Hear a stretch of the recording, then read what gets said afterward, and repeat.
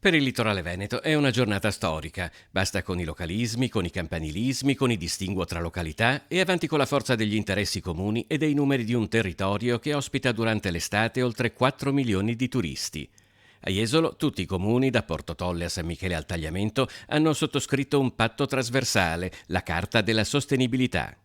E noi vogliamo questo tema importante della sostenibilità calarlo a terra, declinarlo in maniera pratica e quindi condividerlo nel pubblico ma condividerlo anche nel privato e vogliamo assolutamente che la Costa Veneta abbia la reputazione che si merita.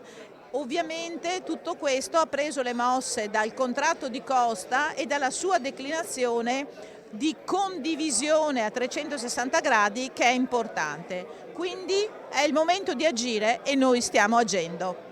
I campi d'azione sono a 360 gradi, attività di salvaguardia ambientale, infrastrutture e servizi, sicurezza sociale e sanitaria, difesa idraulica, energia da fonti rinnovabili per la mobilità, eliminazione delle barriere architettoniche e, non ultimo, coinvolgere i giovani e le scuole per sviluppare la formazione dei ragazzi anche con la finalità di rendere il turismo più attrattivo.